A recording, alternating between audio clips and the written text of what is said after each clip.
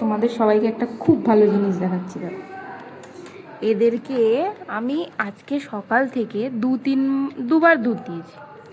এখন খিদে পেলেই এখানে এসে বসে বসে চিৎকার করছে, মা আর সাথে তিনটে বাচ্চা, এখানেই রয়েছে, এই যে বসে রয়েছে। এই দেখো,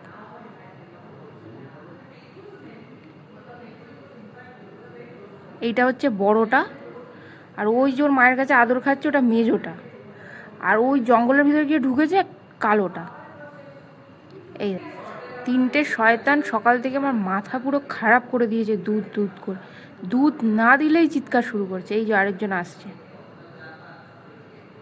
ওই যে আরেকজন জঙ্গলের ভেতরে আমাকে দেখছে লুকিয়ে লুকিয়ে, চোখগুলো জ্বলছে ওই যে।